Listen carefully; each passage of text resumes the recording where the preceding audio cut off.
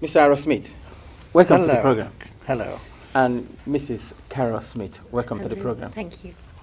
May I say how delighted we are to be on Passion. We've looked forward to speaking to an African television station for decades.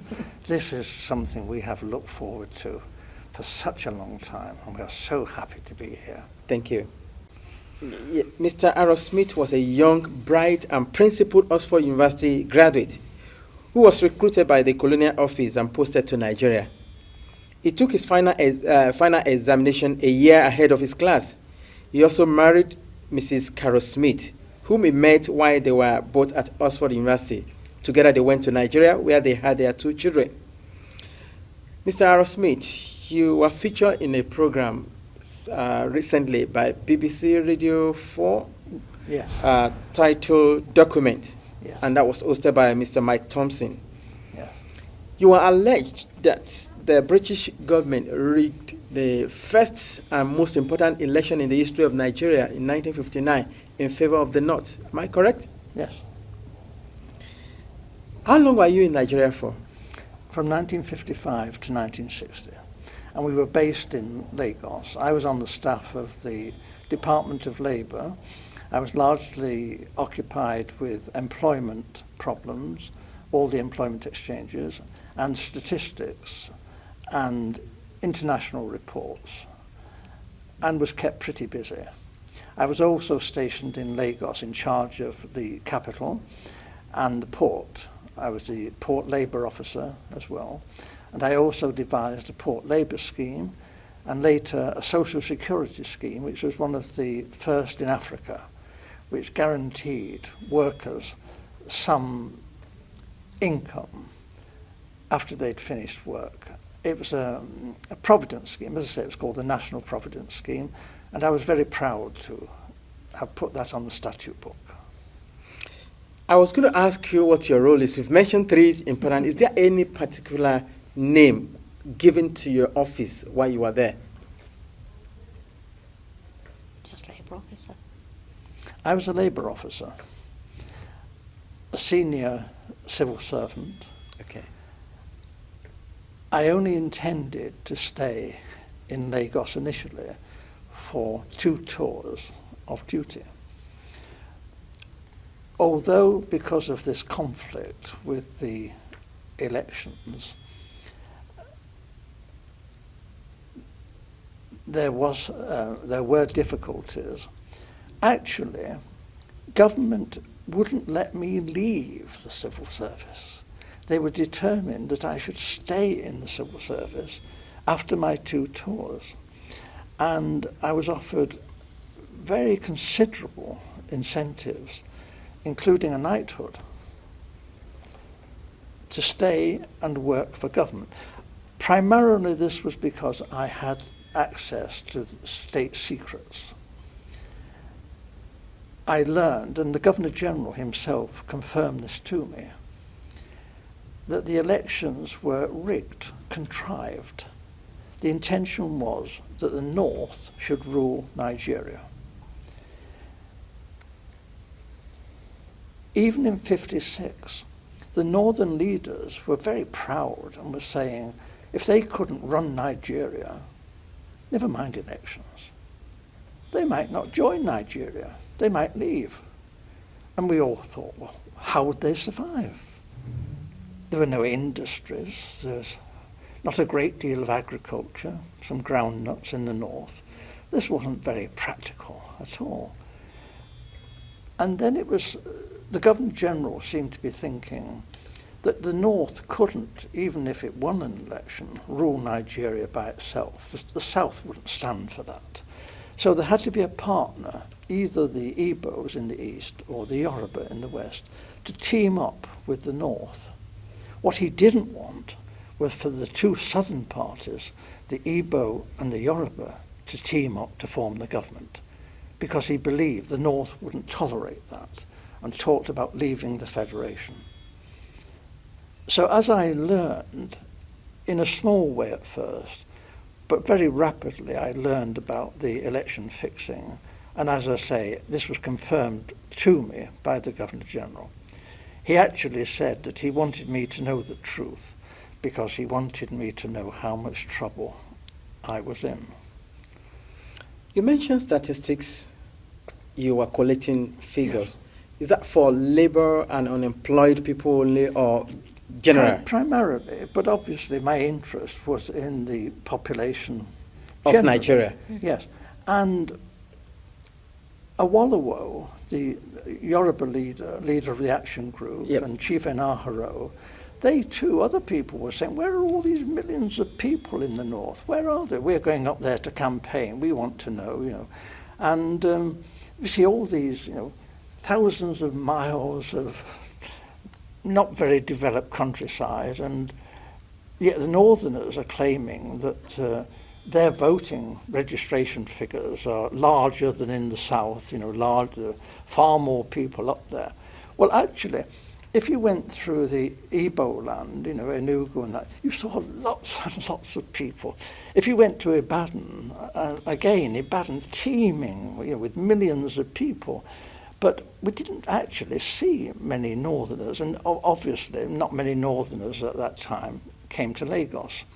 So this did arouse suspicion. Now, the Europeans, you know, not stupid, we are watching what's going on in Nigeria, and we too are beginning to feel there's something not quite right here, that maybe the elections are not going to be as straightforward as they're meant to be. Nigeria was being described as the showcase of democracy, and it was expected that the nationalist leaders would win through. But actually, when the election results were announced by the Governor-General, before the vote was even in, he didn't count for that, he didn't wait for that. I have to tell you, the British were counting the votes, and the British cannot be trusted. They look after their friends. Loyalty is the big thing for the British. And we were friends with the emirs of the north. We looked on people like Enaharo and Awolowo as rather dangerous people. They might even be communists. That was ridiculous, actually. They couldn't be communists in 1,000 years. But this was a sort of thing that was being said. And we were, Europeans, were getting a bit worried about all this. It wasn't quite the honest, straightforward election that we were hoping for. Apart from Professor Anderson and Dr. Patrick Wilmot that supported your submission on the rigged election, there were other people who also served in the Colonial Office in your days. I mean, who opposed to this submission? Initially, I was warned of what was going on by my senior officer, a Major Bunker. I didn't know, and I knew that the Governor-General had directed me to take all the office staff of the Ministry of Labour to help Chief Okoti Igbo in politicking in Warri. And this was most irregular, and I refused to do this. Having refused an order, I know what the drill is. You resign. I resign my post. That is the proper thing to do. What they did then was rather devious. They persuaded me to withdraw my resignation, and when I did, they sacked me. It didn't go through, but I thought it was a bit low after I'd resigned and was prepared to leave the country. This was not very nice behaviour. They later withdrew this and said that I had been of some service to the state, and actually commended me for what I had done, and said I could leave Nigeria with splendid testimonials, and we shook hands on this. And this was done with the recognition of the Deputy Governor-General, Sir Ralph Grey. And then I left Nigeria the first time and took up a job as a personnel officer, a very big job, with the Esso refinery. And then government came after me, declared that I was a traitor, and I had betrayed the British people, ought to be imprisoned, and I lost that job. And then they came to me again and said, it's all been a big mistake. dreadful mistake. I'm a jolly decent chap, Oxford chap, and they put me on a plane straight back to Nigeria, where I'd make up for the time I'd been away. There was a great deal of good work for me to do, and we fell for this. We shouldn't have gone back, but we did. Now, if you recall what you said about the role of the Governor General and the attitude of the British government in particular, regarding the fear that Awolowo, Okotie-Eboh, and the lot of them from the south are dangerous, is there a particular reason? Why the fear from the British government? Is it that they don't want to release or relinquish Nigeria? They still want to control Nigeria? They knew that the North would do as they said after independence. If it had any, the North would just, because it was their habit, they liked the British, whereas the nationalists were an unknown factor. Actually, when they took the flag down and hoisted the Nigerian flag, not one of the major nationalist politicians was there. They weren't even on the platform. This was incredible. These were the people who had sought independence. The people in the North didn't want independence. They didn't want the British to leave. So this was a farce. And for most Europeans who were very close and watching this, we were disgusted. We thought this really had been manipulated, this election. It was unworthy. It was unworthy of the British people, this. This was no honest, straightforward thing that you would expect Britain, the mother of parliaments, to do. This was cheap and low and criminal. And I opposed it. And I opposed it then, and I've opposed it ever since. And I'm telling you the truth. And I was warned, if I told you this state secret, my life could be forfeit. Earlier on, you said the British government wanted the North in alliance with either of the southern region, either with the Yorubas or with the Igbos. But Awolowo, without which they cannot they can't do it this rule the country. The problem was that Awolowo was a highly principled man. Okay. You didn't talk to Awolowo about squalid deals and fixing things. Awolowo was not that kind of person. If you read his books, this man was a world statesman. And his young lieutenant, Chief Enaharo, was brilliant, absolutely brilliant. However, they did do a deal with Zik, Dr. Azikiwe, okay, from the East. Dr. Azikiwe, there was this big problem in Nigeria. It's the same big problem in America and in Britain. How do you get funds to fight elections? The candidates in Nigeria had no money, but they did have marketing boards, which were a kind of semi-nationalized industry. And they borrowed money from the marketing boards. But there was a suspicion that Dr. Azikiwe, who had formed his own bank, the African Continental Bank, was actually bankrupt. But he was borrowing very large sums of money from the marketing boards and not necessarily repaying the loans. We knew this. We had a great secret service. All the politicians' phones were tapped. All the politicians' mail was opened. Everything that any major politician did in Nigeria, we knew in hours. We watched. We knew all that was going on. Are you saying, in essence, that Dr. Azikiwe took money? He was blackmailed by the British to do our bidding. We told Dr. Azikiwe that he could go to prison if an inquiry was carried out into his bank and his financial circumstances. However,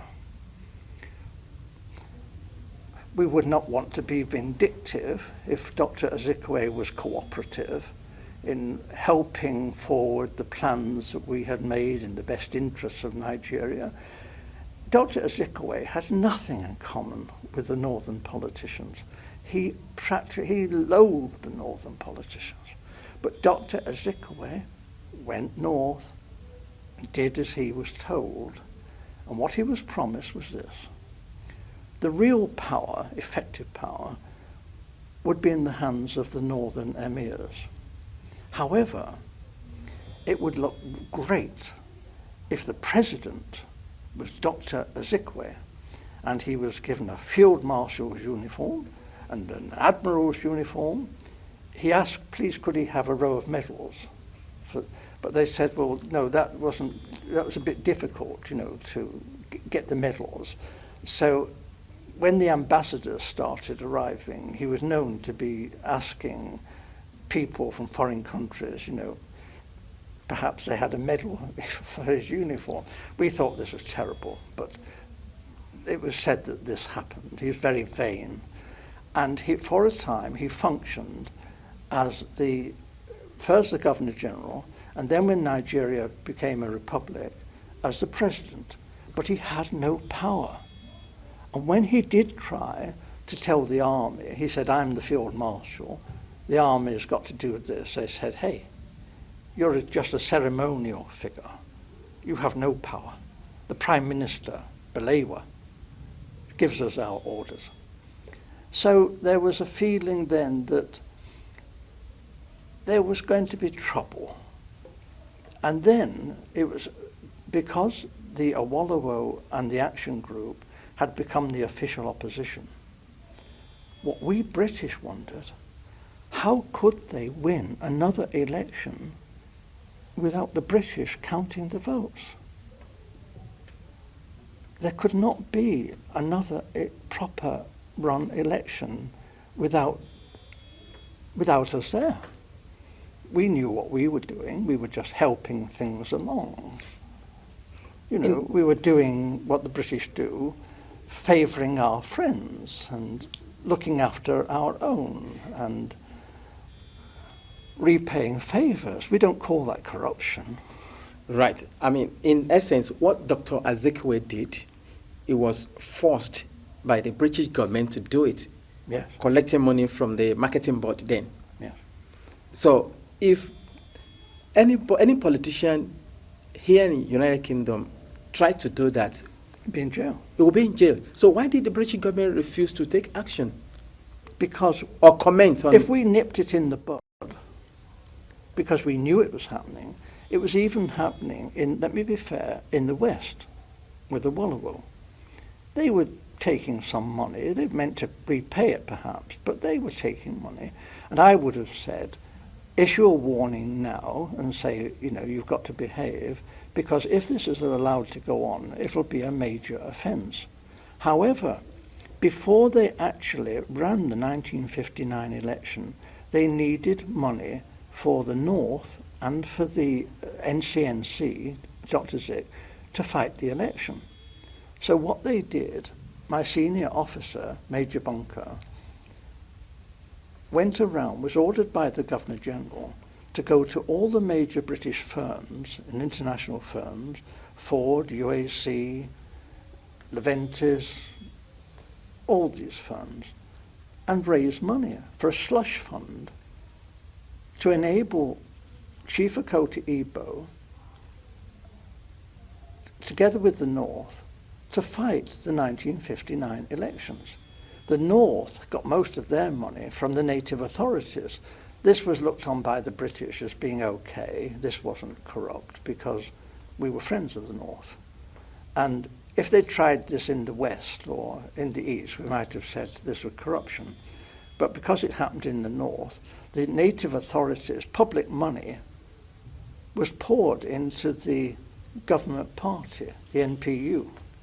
So this obviously was a terrible fiddle. We were discriminating against the southern politicians in favour of these northern emirs. What we saw was that this would not be the first act of treachery. They would have to smash the Action Group. because the action group was strong. And in a fresh election, they would be sure to win. They were pretty honest and regular guys, and a lot of the British quite admired Awolowo for his brain power. And they admired Chief Inaharo, who was a bit cheeky and young and spirited. And they were both quite admired, you know, as they were like right-wing Labour people, nothing revolutionary. And so a great deal of money was raised by my senior officer, Major Bunker, before the 1959 election. And this was money put up by United Africa, by Ford, Shell, BP, and my wife, who was the personal assistant to the general manager of BP Nigeria. She's not going to tell you anything because she was a confidential secretary. I can only tell you that we were very well informed on some of the hanky-panky that was going on in Lagos. Having revealed now that the election of 1959 was rigged, the census figure were cooked, I don't know if you have been following the ongoing in Nigeria today. Yes, of course. The last general election, yes. The 1979-1980 election, I mean, in which Azekwe was the beautiful bride, and I mean... But I have to tell you, sir, that I'm not going to comment. Okay. I cannot interfere in Nigeria's domestic politics. I'm a historic figure. I do keep up, naturally, because I love Nigeria, and I've kept up with its history of its assassinations and military coups and dictatorships for 50 years. And this has been one of the biggest tragedies in world history, because this potentially was one of the greatest nations on earth. Nigeria was packed with educated, decent people who wanted to serve their country. Since you lost that job that the government threatened or went behind you to say that you were disloyal to them and you were fired, have you ever worked any other place since? Have I? Have you worked in any other company Yes. since? I didn't go to Oxford in the usual way. I came from a very poor family and left school when I was 13 years old. And I served a factory apprenticeship as an engineer, which is very unusual for an Oxford undergraduate. At Oxford also, I trained as a social worker. I'm a fully qualified social worker. So although, and as a personnel officer too, although the government stopped me working when I returned to this country and I was quite ill, I did a lot of voluntary work from this time on, both in the medical field, in the field of young girls. We also had campaigns on comprehensive schools. So I've kept very busy over the decades, although I have been kept out of employment quite deliberately. And when I did take up work, the government came after me and behaved abominably. And they did the most appalling things. They framed me with money missing. When I worked as a humble postman, after I'd worked as a personnel officer, I delivered the post to the workers who I'd employed. And they forced me out of that. They framed me. And later, when I was working in a labour exchange, they used the foulest methods to get me out of work. They told me they would. They said, the Governor-General said, unless you do what I say, you will never work again. And he offered me this, and it's very big bribes. A knighthood, a post in the Far East, in the Foreign Service, and a large sum of money. And this was confirmed later in Whitehall, and we turned it down. Thank you very much for your time to answer some of the questions we've posed to you. What would be your advice to the Nigerian audience watching us now? They have potentially one of the greatest nations on earth. What they have to do is be disciplined. And they've got to unite together and love each other, be kind to each other. Like they're great to their own families. Nobody has nicer families and children than Nigerians. All Nigerians love their own family. They've got to extend that family to include their neighbours and the other peoples in the Federation. We really appreciate your coming around. All Nigerians here in the United Kingdom and Nigeria who are likely going to watch this interview as well, we want to say thank you very much. We welcome you and we wish you God building as you go back. Give our love and appreciation to all your peoples. Thank you We very love much. them. Thank you. Mrs. Carol Smith, we were unable to ask you a question, but we know that you are with us all the way. Thank you very much for coming. Thank you very much Thank indeed you. for having us. Thank you.